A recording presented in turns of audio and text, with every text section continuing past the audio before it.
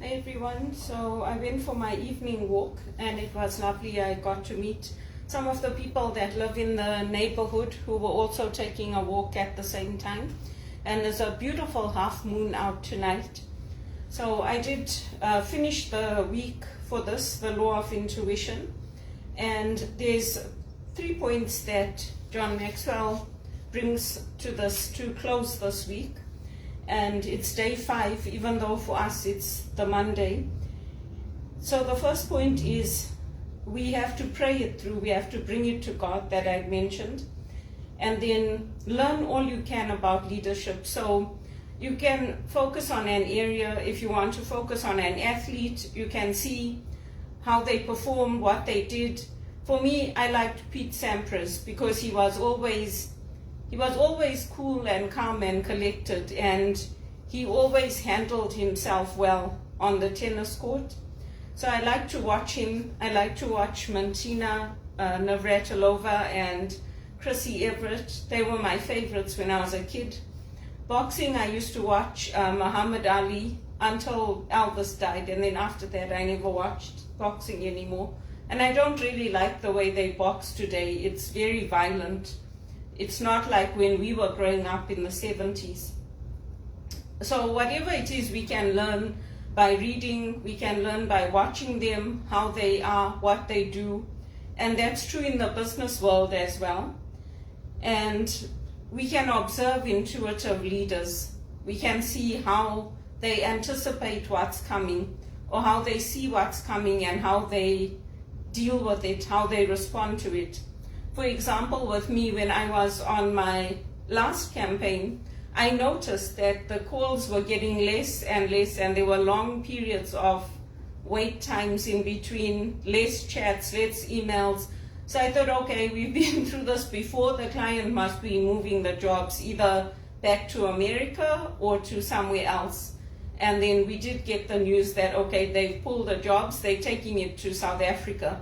And it was a company run by black leaders, so they obviously wanted to invest in Africa, where the majority of the black youth are. And for me in Canada, I would like to see more investment in us as Indians, in the Goan community, in our leadership, in us getting good jobs, because the blacks have a lot of support in Canada. Even on the banknotes, you'll see black leaders. You'll see people that they admire, that they invest in. You don't see that so much for our Indian community, and especially for our Goan community. And then John Maxwell tells us, practice what you learn. So when we are out and we are in our workplaces, I practice my John Maxwell. I used to practice it on the calls. I used to try to empathize with the customers, even if I had no empathy for them and no compassion for them. And even when it was very, very hard for me, because I grew up in a country where we would have sometimes no water for 7 days, no electricity for 7 days. So a package not arriving, to me, I wanted to rip their heads off and say, grow up. We'll send you a replacement, but what the hell is wrong with you? But I couldn't do that. So I had to learn from my supervisors, from other people, how to express compassion for them. Even if I didn't feel it, I had to express it to them. And then learn from our mistakes to improve. So that's something that I implement from my John Maxwell. I mean, even if you look at the 15 invaluable laws of growth and the law of the elastic band, the idea is that you take on stretch assignments and then you come back to normal. But we all human beings, we can only go so far.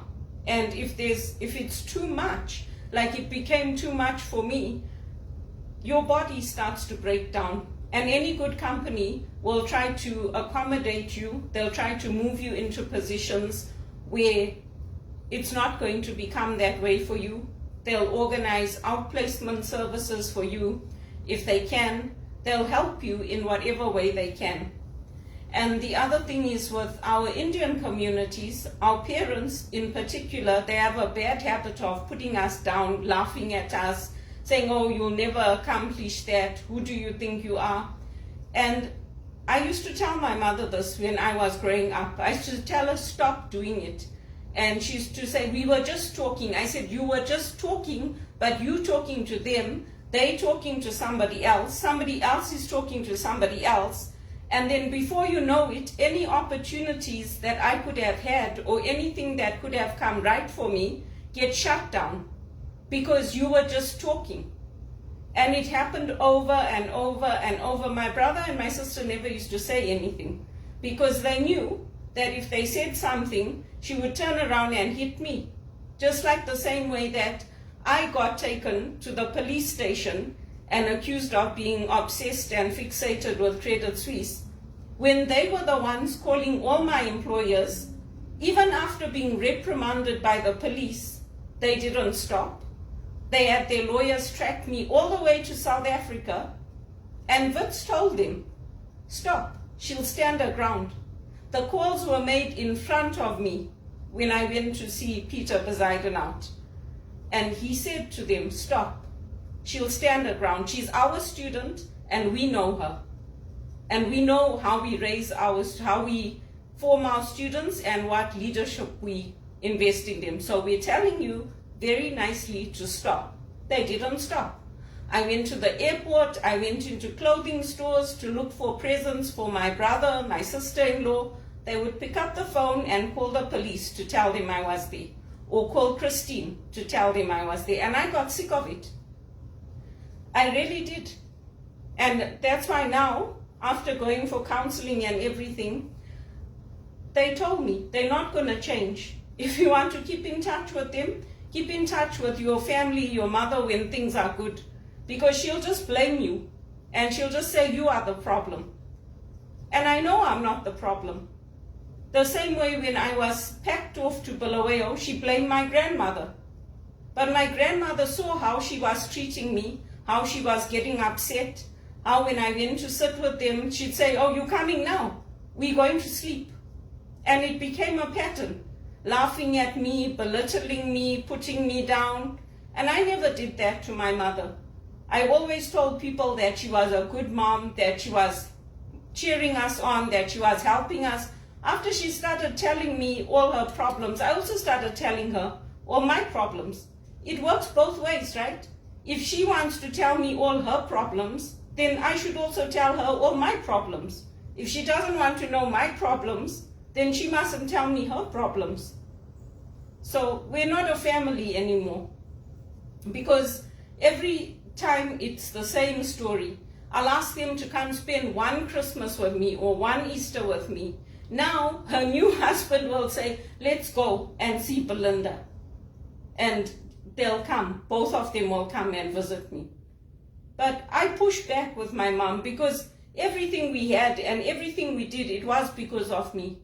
Because I used to say to her, Mom, let's go to the drive-in, or everyone's going for a picnic, let's also go. She said, I don't want to go, you people go. Say, how are we going to go then? We'll have to ask Mr. Harry to take us. So, I mean, I did a lot for my mother. And everything I've done with the One campaign, with the church, all of that has benefited all of them. Whether I like it or not, they benefited from it. And what did I get? I got low-paid jobs, I got contract work, I got let go from my jobs after putting in all the work and all the effort.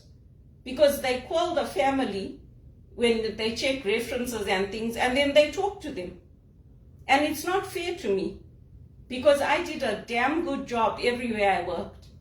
I did a fine job, and if I made mistakes, you can't fire a person because they made one mistake, or because somebody else made a mistake when I gave them the right direction. And that's why I kept getting fired. Or they didn't have the budget. And I got sick of it. It was always, there was Laura at TD, there was Linda Cruz at BMO, there were all these people. I got tired of it. And if you're an Indian woman and you raise your voice and you swear at them and you shout at them the way they do to you, then it's, oh, who are you to talk to us that way? Well, who are you to talk to us that way? Whatever I'm doing for the One campaign, it's not only for the black people. It's also to benefit the whites, the coloreds, the Indians, because we were also born in Africa. We also suffered with discrimination. And if you look at those photos that we took when we launched the One campaign here in Canada, you'll see that there were all the races represented. So am I angry? Of course I'm angry. Because why should I constantly get shafted because my mother can't deal with her emotions, or because my sister's going through a rough time in her marriage, or because somebody didn't do what they were supposed to do, so I get fired from my job, or because Credit Suisse can't stop calling, so I get fired from my job. I mean, when do they stop? When I'm dead? Is that the next step? To say, let's euthanize her, get rid of the problem? Because that's basically what that report did, by saying I'm delusional when there's actually nothing wrong with me. That's what that report did. Because in Canada, they can put MAID on you, assisted suicide in dying on you, for mental health problems. That's why I fought it with my doctor. And I said no. And my doctor said no. If you don't want to do that, you don't have to do it. You're fine, Belinda. But he didn't want me to go to jail the same way I didn't want to go to jail. That's why he said, you have to accept some part of it. So I said, okay, fine, I'll take the anxiety then. I didn't have anxiety. I was just a little bit afraid because I didn't know what to expect. I had never had anything like this to happen to me before. Not in England, not in South Africa, not in Zimbabwe. I had never had anything like this happen. It's disgusting. For somebody of my caliber to go through this, it's really atrocious. And Canada needs to step up and stop doing what they're doing to women in this country. It's absolutely bullshit.